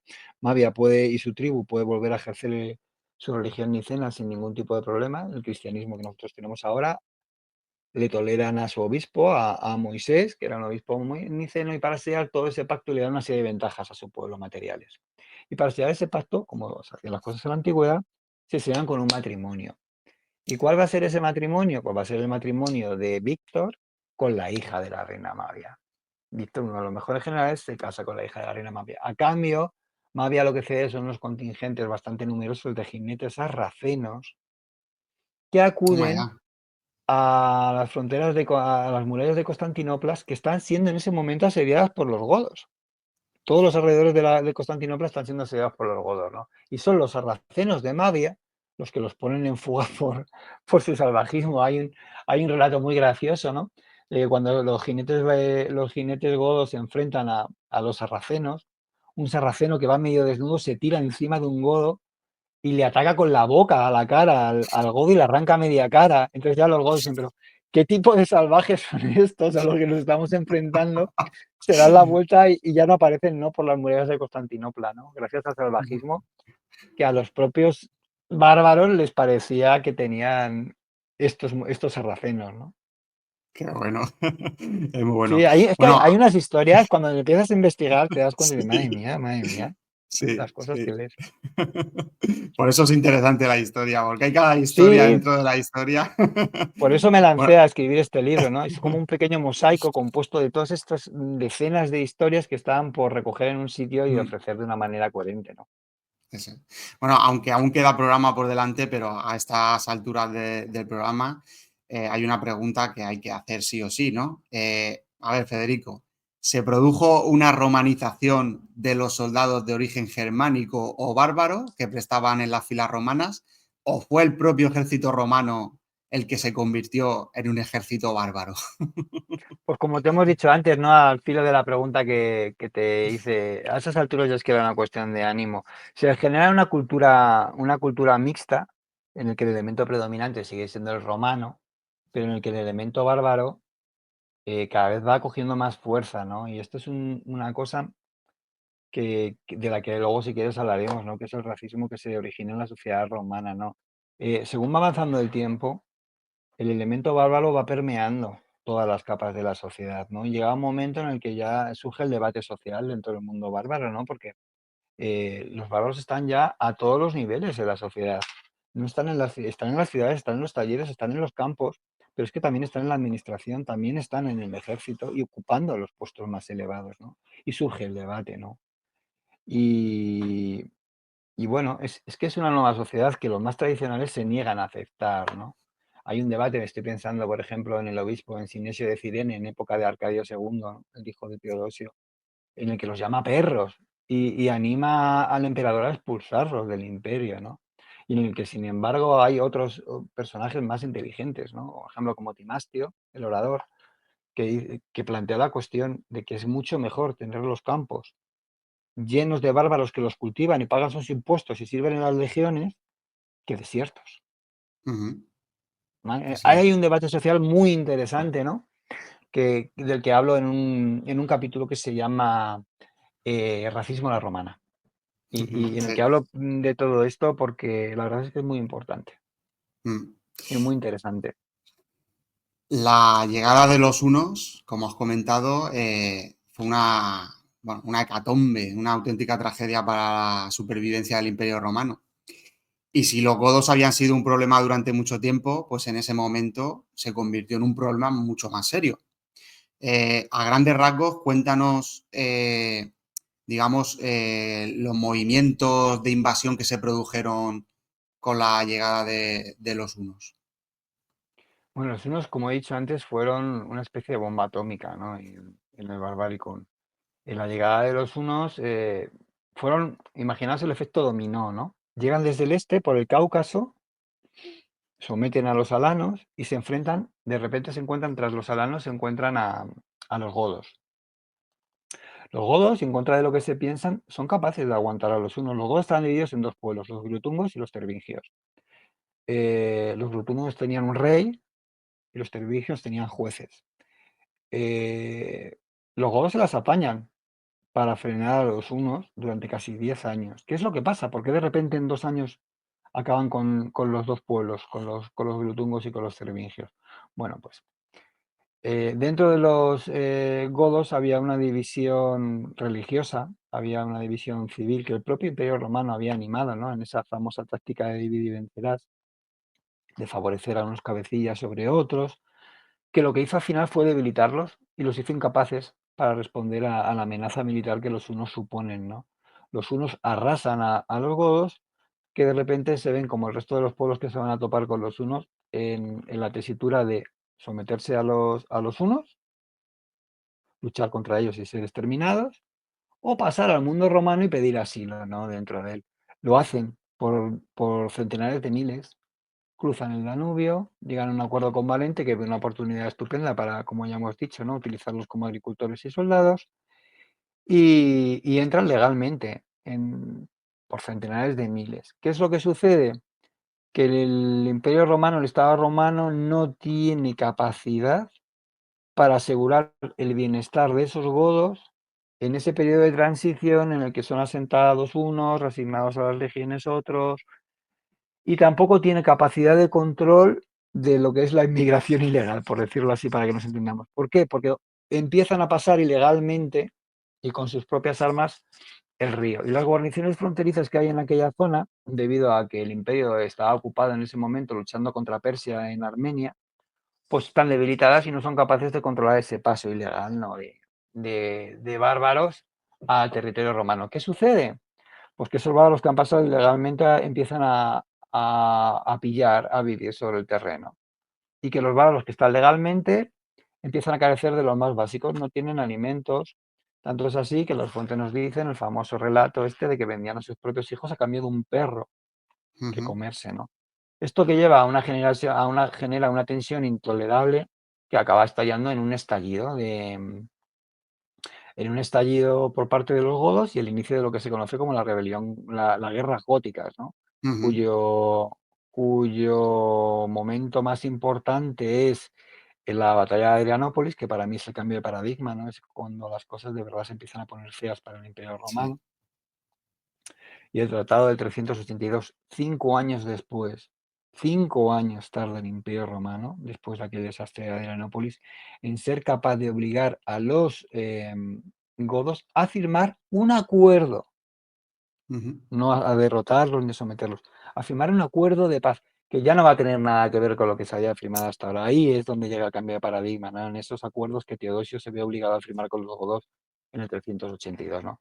Y esa es realmente la gran consecuencia histórica que tienen los hunos sobre el Imperio Romano. Hay mucho más, ¿no? Porque claro, los hunos no se quedan, se hacen con los reinos godos, pero continúan en su avance hacia el oeste, continúan moviendo pueblos y esos pueblos prefieren enfrentarse a los romanos y pasar a territorio romano que aguantar el dominio o tratar de Ujú. enfrentarse al rodillo uno, ¿no? Que parece que no hay quien frene el avance de ese rodillo. Tanto es así que, fíjate, cuando llegamos a tiempos de Atila, que es en el que el Imperio Uno llega a su máximo esplendor, ¿no? Las tierras de los hunos llegan desde el mar Báltico, que el oyente se ponga que mire un mapa, llega Ujú, desde el mar del norte hasta el mar Aral. ujú, La extensión territorial del Imperio Uno en ese momento es infinitamente superior a la del Imperio Romano. Tanto es ujú, así que los proyectos políticos de Atila, fíjate si era una revolución, el Imperio Romano, tanto el de Oriente como el Occidente, tienen un papel secundario y de servidumbre con respecto al Imperio Uno, ujú. ¿vale? Luego ya si quieres podemos entrar en esto, pero tú fíjate la revolución que supone eso, Sí, el es cambio impresionante. cualitativo que supone. Mm. Y bueno, los males no llegan solos, ¿no? Porque durante los siglos cuarto y quinto había otro enemigo que acechaba por el este, los persas, que ya lo has dejado caer. Y para Mm. hacer frente a los persas, el ejército romano pues se tuvo que batir en muchas ocasiones, pero como es lógico, Roma contó con la ayuda de aliados de aquella zona, como son otros persas, Ujú. armenios o árabes, ¿no es así? Efectivamente, hay muchos bárbaros imperiales que proceden del Cáucaso y de las propiedades persas, ¿no? Por ejemplo, estoy pensando en Hormisdas. Hormisdas fue un miembro de la Casa Real persa. Quiero recordar que era familiar de Sapor, del famoso y terrible monarca persa, que, bueno, pues se acabó refugiado en el mundo romano y acabó siendo uno de los principales bárbaros imperiales del Imperio Romano de Oriente, ¿no? De hecho, fue con Juliano en su famosa y desastrosa campaña contra los persas, fue una de las manos derechas del emperador Juliano, ¿no? También estaba Pap, el persa, Pap, no, fue armenio. Pap fue un príncipe también armenio que acabó colaborando con los romanos. Hay un episodio chulísimo, ¿no? Porque los romanos habían llegado a un acuerdo con los persas, en el acuerdo de 363 un pacto de mutua, de no agresión, pero los persas lo habían aprovechado para ir extendiéndose por Armenia, ¿no? Ujú, Bueno, pues Pap perdió sus dominios familiares en Armenia, ¿no? Era un monarca armenio. Entonces, ¿qué hace Roma? Dice, vale, no vamos a violar el pacto, pero no te vamos a permitir militarmente que sigas ocupando Armenia. ¿Qué hago? Voy a mandar un ejército sin estandartes. Fíjate, ¿no? Además, fue Uy, conocido uy, así, como el ejército ¿cómo, sin cómo, estandartes. cómo me suena eso a la actualidad, ¿eh? Lo que dicen ¿Has de que visto? la historia no se repite, pero rima, ¿eh?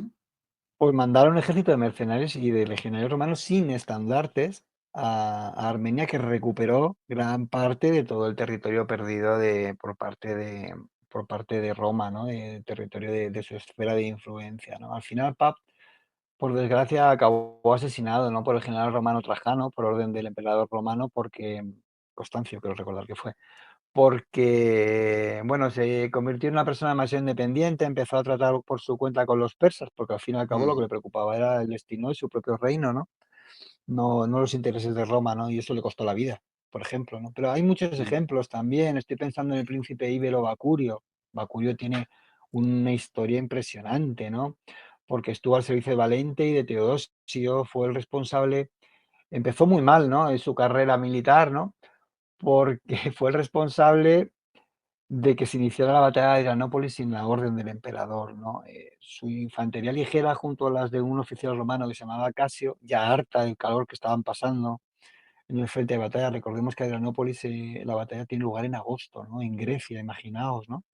Ya estaban cansados del humo, sin recibir ninguna orden, se lanzó de una manera espontánea a la batalla, cuando ni siquiera el ejército romano todavía estaba desplegado en el campo de batalla, ¿no? Bueno, pues la mitad de esa gente que se lanzó a la batalla estaba a las órdenes de Bacurio, empezó fatal. Pero supo redimirse, ¿no? Porque en el 394, en la batalla del Frígido, que es una batalla apasionante también, en la que las fuerzas de Teodosio de Oriente se enfrentan a las de un usurpador, Eugenio, apoyado por otro bárbaro imperial que tiene una historia apasionante, que se llama Arbogastes, ¿no? Un franco, pues se redime porque sacrificó su vida y la de la infantería ligera que lideraba, se enfrentó en una carga suicida contra la infantería pesada romana de Arbogastes, para salvarle la vida a Teodosio, que se había visto acorralado y que Teodosio se pudiera retirar. Gracias a esto, Teodosio pudo reaccionar a lo largo de las últimas horas de la noche, devolver la batalla a las fuerzas del usurpador de Occidente y vencerlo en la batalla de Frígido, que además fue una batalla terrible, ¿no? Porque le costó la vida a 50.000 soldados romanos. Imaginaos qué carnicería. Madre mía. 50.000 soldados romanos en un solo día murieron en una guerra civil, ¿no? En Adrianópolis, que fue un desastre y que se llevó la vida de más de la mitad del ejército romano de Oriente, murieron solo entre 15 y 20.000 personas. Entonces, simplemente para que os hagáis una idea. Y no fue la única de estas dimensiones. Estoy pensando en la batalla de Mursa en el 351. Murieron otra batalla, otra guerra civil, ¿no? Entre el usurpador, que recordar que fue Magencio, ¿no? Constancio II. Murieron 55.000 soldados romanos Madre mía. en un solo día. Estas sangrías son, unidas a la idea de Adrianópolis, son las que van a acabar debilitando la capacidad de respuesta romana. ¿Por qué? Pues porque la gran fortaleza del Imperio Romano eran sus legionarios. Ujú. ¿Por qué lo digo? Porque estaban muy bien equipados y muy bien adiestrados. Pero ¿cómo consigues un legionario muy bien adiestrado y muy bien equipado? Gastándote mucho dinero y utilizando mucho tiempo en adiestrarlo. Es decir, que un legionario romano tú no lo podías sustituir de un día para otro. Necesitabas mucho dinero y mucho tiempo para reponer a ese legionario. Imagínate para reponer a 50.000 de golpe. Es imposible. Claro, Imposible hacerlo en poco tiempo. O sea que, claro, claro, porque eso crea una debilidad impresionante. en esas guerras civiles lo que se hacía era coger a las guarniciones, a las legiones que estaban destinadas en el limes, se las detraía del limes, se dejaban las guarniciones mínimas en esqueleto y se iba al campo de batalla con ellas. Cuando se hacían estas carnicerías, esa gente que había ido al campo de batalla no volvía, había perecido en el campo de batalla. Y Mm, esas guarniciones ya no podían ser repuestas y de una manera inmediata con soldados igual de bien cualificados. O no había el dinero o no había los soldados para reponerlos. Ahí se origina la debilidad de Roma y ahí empieza a cambiar el paradigma histórico. mm, exactamente. Bueno, he dicho que este libro está lleno de curiosidades y una cosa muy curiosa es lo que ocurrió en el año 397, 2 años después de la muerte de Teodosio y cuando Oriente y Occidente dejaron de estar gobernadas por un mismo emperador, pues hubo un Ujú. territorio, concretamente el África romana, cuyo Ah, gobernador Gildo decidió cambiarse la chaqueta. Cuéntanos, Federico. pues mira, la verdad es que también es una época, la África romana en la segunda mitad del siglo IV es apasionante, porque prácticamente está gobernada por una familia, y eso es muy poco conocido, una familia que funda la familia de los Nubel, ¿no? Nubel fue el padre, y luego genera una serie de hijos que van a gobernar prácticamente en términos de semi-independencia con una autonomía brutal en África romana, que era la zona más rica y que más ingresos le generaba al imperio, especialmente al de Mm, Occidente, ¿no? Entonces, a Nubel le va a suceder Firmo, su hijo Firmo, que se va a rebelar contra el imperio romano por las injusticias y las corrupciones de un gobernador que envía Valentiniano I, que se llamaba Romano. ¿Vale? Se rebela contra aquello y Firmo es derrotado. Pero es que a Firmo lo sustituye Gildo, que es el que había derrotado a su hermano. O sea, Roma manda a su propio hermano para derrotarlo, ¿no? Y Gildo va a repetir exactamente el mismo esquema que su hermano, va a gobernar la Roma romana durante decenios en condiciones de semi-independencia prácticamente. ¿Por qué digo esto? Pues porque el Imperio Romano en ese momento estaba metido en unos follones tremendos. Teodosio tenía suficientes problemas ya con los hunos, con los godos, con las fronteras estaban desbordadas un poquito por todos lados y lo último que necesitaba el imperio era generar una nueva guerra en África. Entonces se iba consintiendo, se iba consintiendo, se iba consintiendo hasta que Teodosio muere. Cuando Teodosio muere, Teodosio es sucedido en el poder de una manera práctica, se divide el imperio en dos. mm, Oriente queda en manos de Arcadio II, el hijo mayor de Teodosio, y Occidente queda en manos de un niño, que creo que tenía 8 años en aquel entonces, que se llama Honorio, ¿vale? El gobernador de facto de Occidente eh, perdón, es Estilicón.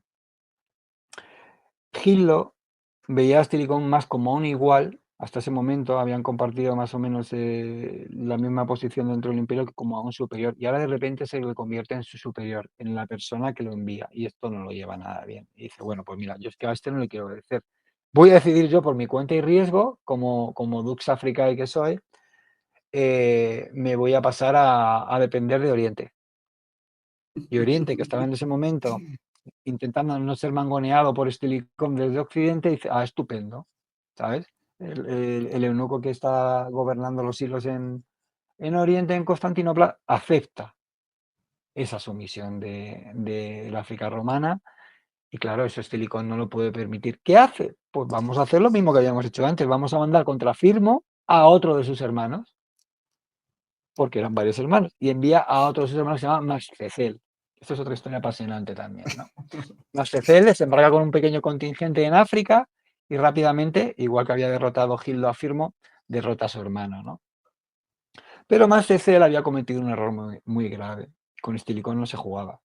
Y es que había entrado en contacto con una serie de senadores ultracatólicos opuestos a la política de Estilicón, ¿no? Formaba parte de una facción política contraria a Estilicón. Y Estilicón no iba a permitir que Mascecel volviera a Roma en triunfo, ¿no? Y transfiriera ese prestigio, esa legitimidad conseguida a través del triunfo, lo transmitiera a la fracción que le era rival, ¿no? Al revés, él pretendía asumir ese prestigio, esa legitimidad que había conseguido con el triunfo. Entonces, ¿qué pasa?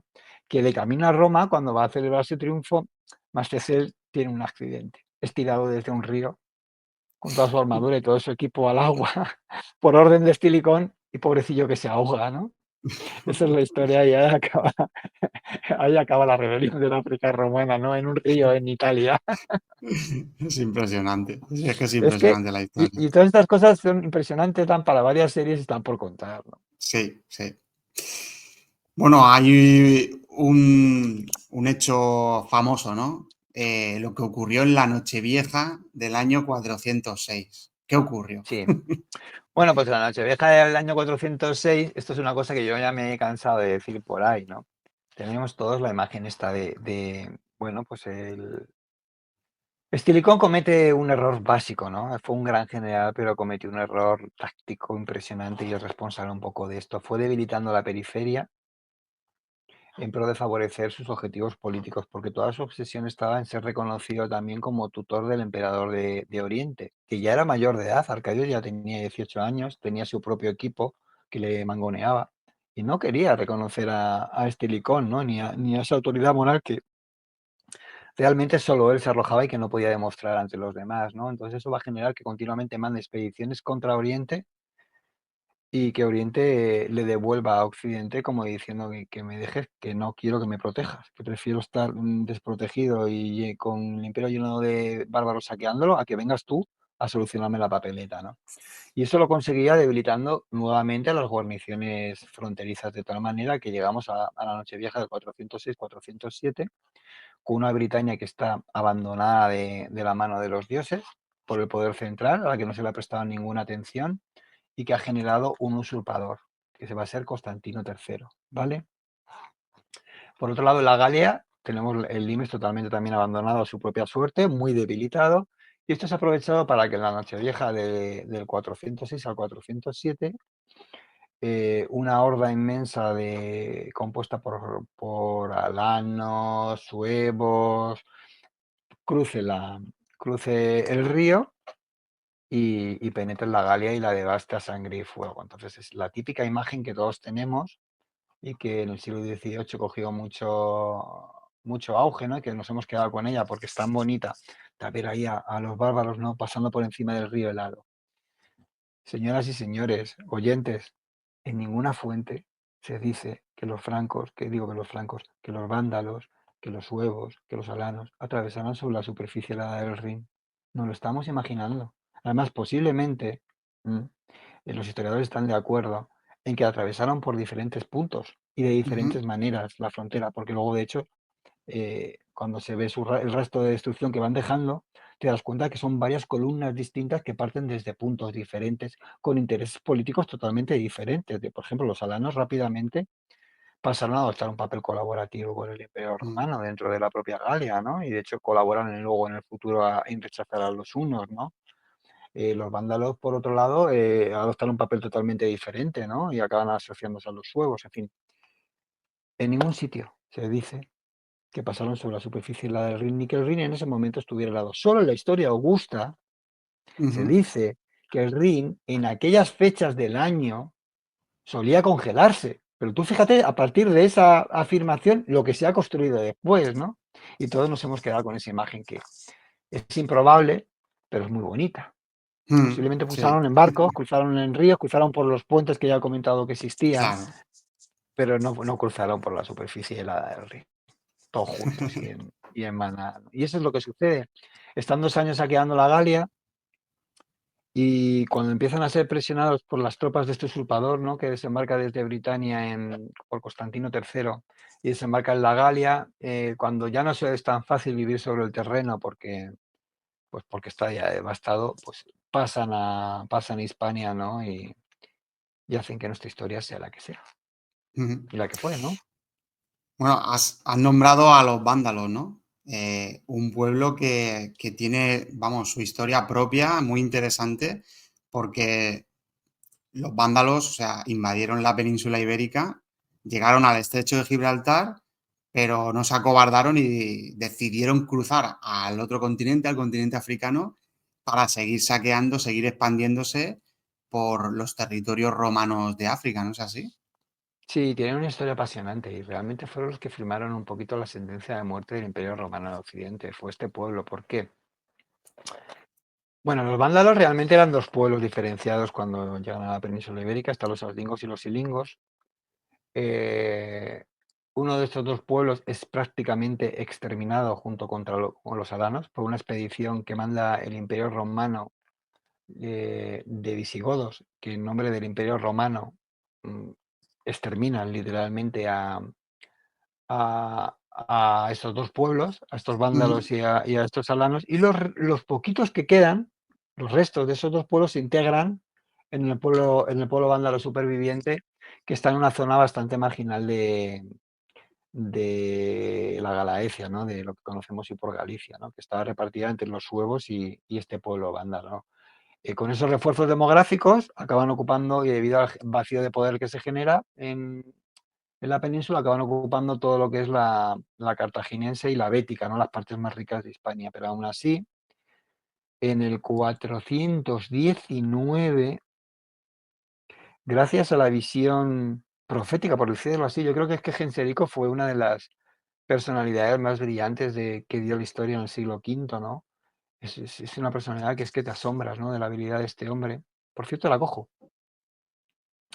Deciden cruzar el estrecho. Decide que allí no ujú. hay futuro, que la África romana está sin tocar y que es la parte más rica del imperio, y que por qué no pasar al África.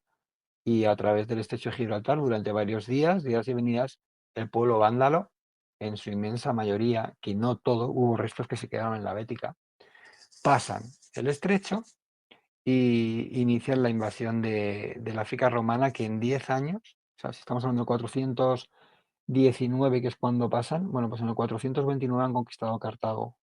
Sorprendente, ¿no? Que en 10 años que el Imperio Romano prácticamente Impresionante. no fuera capaz de oponerles una resistencia militar. ¿Por qué? Pues porque en esa época los romanos estaban mucho más ocupados en 20 años, creo que fue 439, perdón, no 429. En 20 años han ocupado todo el norte del África romana. Están ocupados en sus guerras civiles, en sus disputas por el poder.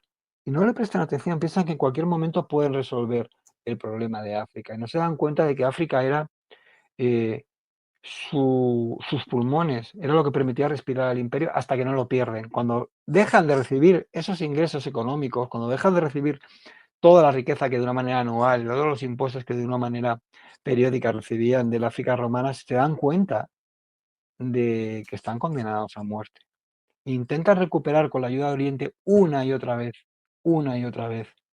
em, los dominios africanos, y una y otra vez fracasan porque se dan con el genio militar de Genserico. Ni siquiera una personalidad tan brillante como fue Mayoriano, que para mí fue uno de los últimos grandes romanos que hubo, el emperador Mayoriano, alguien que sí que pudo haber recompuesto el Imperio Romano en Occidente ya en fechas tan avanzadas como el 460, es capaz de, es capaz de vencer a Genserico, que además de ser muy inteligente, estaba favorecido por fortuna, ¿no? Y se vio favorecido por fortuna, no solo contra Mayoriano, sino contra las otras dos grandes campañas que el imperio eh, montó contra él, ¿no? Es gracias a Genserico a lo que los vándalos tuvieron ese momento de esplendor, ¿no? Y pudo existir luego ese imperio vándalo que se prolongó hasta que Justiniano, ya en el siglo VI, mandando a grandes generales como a Belisario, pues acabó con ellos, ¿no? Mm. Las invasiones bárbaras que acabamos de nombrar y de la que tanto nos has hablado no supusieron el fin del Imperio Romano. En el Imperio Romano de Oriente perviviría durante 1000 años más y el Imperio Romano de Occidente aún le quedarían unas décadas para recibir su última estocada, ¿no es así, Federico? Pues sí, efectivamente, ¿no? Como digo en el libro, y se abre un debate, ¿no? Que decía André Piganiol, ¿no? Que el Imperio Romano no murió de muerte natural, ¿no? Que fue asesinado, ¿no? Y yo me quedo un poquito más con la teoría de que el Imperio Romano no fue asesinado, que el Imperio Romano luchó hasta su último minuto, que murió un poco por homicidio voluntario y que murió pateando, luchando y defendiéndose con uñas y dientes de sus agresores hasta el último momento. Fíjate que estamos hablando de momentos tan avanzados como por ejemplo, como el emperador Antemio, ¿no? Que acude desde Oriente, designado por el emperador de Oriente, con un ejército superpotente a Occidente para tratar de restablecer todo aquello, ¿no? Antes ya lo había intentado hacer, como he mencionado, Mayoriano, y lo consigue, casi lo consigue. Si llega a vencer a los vándalos, lo hubiera conseguido, porque restablece el imperio en la Galia y en Hispania, ¿no? Restablece la autoridad romana, ¿no? Y Antemio lo vuelve a intentar, lo que pasa es que Antemio es derrotado una y otra vez, hasta que Ricimero, otro bárbaro imperial que tiene una historia apasionante, ¿no? Se lo carga, se lo carga. Y Ricimero es un bárbaro imperial muy interesante, y me voy a desviar, pero es que la verdad es que tenemos que tocar a este señor. Era hijo de una princesa visigoda y un rey suevo. Fue el generalísimo de Occidente. Acabó con 3 emperadores romanos, con Mayoriano, su compañero, con Antemio, que hemos hablado de Ujú. él, y con Livio Severo, también posiblemente acabó con él. Fíjate qué personajazo también, ¿no? Y Ya. acabó como buen dictador en su cama, muriendo tranquilamente y designando a su sobrino como su sucesor, ¿no? Agundobado. Ujú. Entonces, bueno, pues eso fue lo que sucedió. Al final, ya poco a poco, el imperio se fue viendo privado de pedacito a pedacito de sus propios recursos demográficos y fiscales y de sus propios recursos militares hasta haberse reducido a la nada, fundamentalmente también no solo por los ataques exteriores, sino por la miopía y el egoísmo de la clase senatorial romana, de la clase terrateniente romana, que paradójicamente ha sido una de las clases sociales más ricas de toda la historia de la humanidad, pero que más se anegó, más se cerró en banda a la hora de defender a ese Estado romano, a ese imperio romano, que le había convertido en una clase tan poderosa y tan rica, ¿no? Es paradójico, pero una de las causas de la caída del Imperio Romano y de por qué el Imperio Romano cae en el siglo V y no cayó en el siglo III, se Ujú. la podemos echar a la culpa del egoísmo y de la miopía de esta clase senatorial romana, ¿no? Mm. Para finalizar el programa, Federico, esta pregunta te la tengo que hacer. En la elaboración de este libro, que es una auténtica maravilla, en defensa de Roma, Mm, eh, ¿cuál es gracias. el capítulo o la anécdota o el personaje? ¿Qué es lo que más te ha llamado la atención que has dicho? Pero esto cómo puede ser, o sea, qué pasada, ¿no? Esto y no sé, que la gente a lo mejor no conozca esto en realidad cuando es una auténtica pasada. La verdad es que es difícil quedarse con alguno, ¿no? Con alguna historia, porque es que son Mm, tantas y son tan interesantes todas, ¿no? Que animo que a la gente que lo compre y que la lea va a verla, va a tener una perspectiva de estos últimos momentos de la historia romana totalmente diferente a la que hasta ahora se ha dado, ¿no? Porque la estamos dando desde el punto de vista de estos bárbaros imperiales, de estos bárbaros que sirvieron al imperio.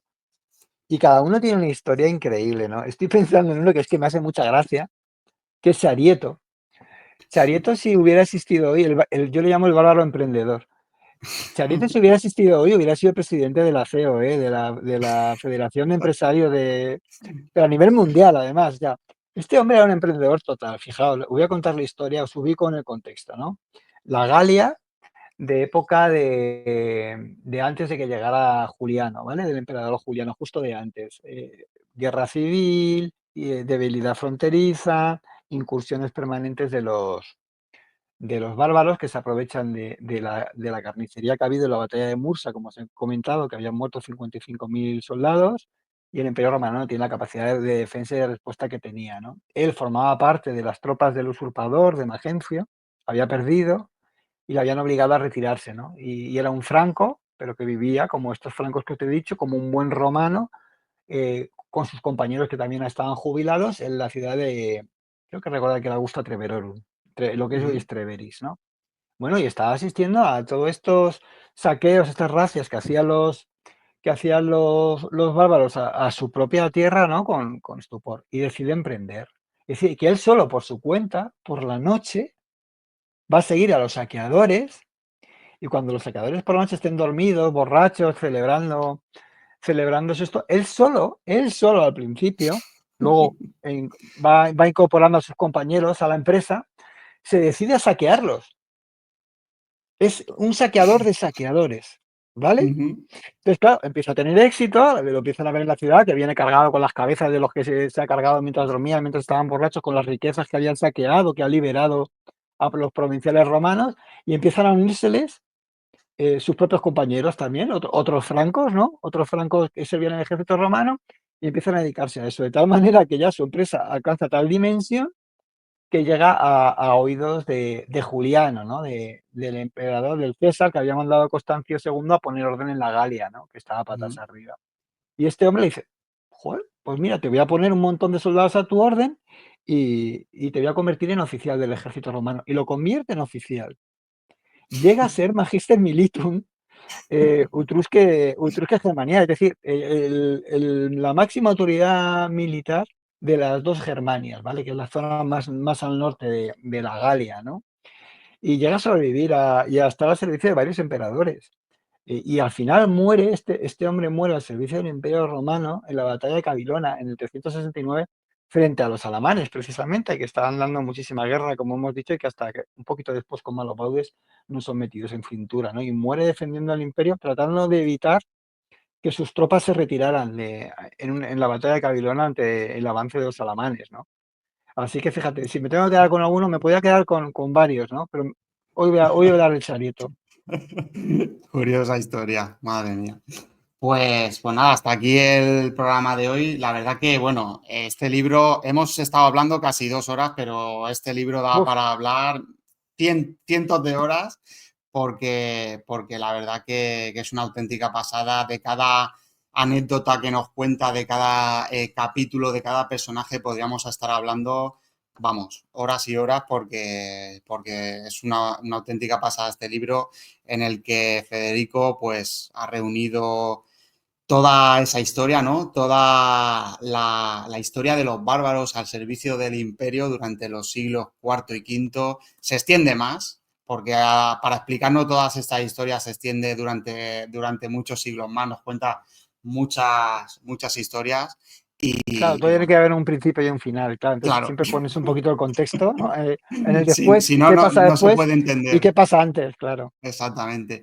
Y bueno, totalmente recomendable. He disfrutado mucho de su lectura. Como he dicho al principio, es un libro que va a pasar a formar parte de mis libros de cabecera para consultarlos, para sacar historias de aquí. De aquí se pueden sacar muchísimas historias y bueno, y podemos, incluso le lanzo el guante a Federico, hablar en un futuro otra vez, coger el libro y sacar otro buen puñado de preguntas y que Federico nos hable de todas estas historias que ha recogido aquí en este libro. Claro que sí, será un placer para mí y para eso está escrito realmente, ¿no? Para hacer un poquito de justicia histórica a toda esta gente sobre la que nunca nadie se había dedicado a escribir de ellos como colectivo, ¿no? Y a hablar de ellos. Tiene unas historias increíbles que darían para muchas series de televisión Y nada, recojo el testigo y cuando quieras, pues profundizamos en alguno de los aspectos de los que trato en el libro con muchísimo gusto. Y realmente lo escribí con esa intención, ¿no? Que se convierta en un libro un poco de cabecera, que esté ahí en la estantería de todos y que la gente cuando quiera saber eh, algo sobre algo de lo que pasó en esos 2 siglos, pues lo tenga ahí como referencia, pero una referencia entretenida, con la historia de verdad, con la historia de las personas, con la intrahistoria, ¿no? Con lo que le pasaba a gente que era, pues como nosotros, no era tan distinta a Mm, nosotros. mm. Pues muchísimas gracias, Federico, por haber venido a la Biblioteca de la Historia. Un placer y Y muchas como, gracias por recibirme. nada, el placer es mío. Y como siempre, dejaré en la descripción del audio el enlace al libro, el enlace a las redes sociales de Federico. Y bueno, como siempre digo, muchísimas gracias a los oyentes por acompañarnos en esta aventura que es la divulgación histórica. Un saludo a todos. Gracias. Saludos.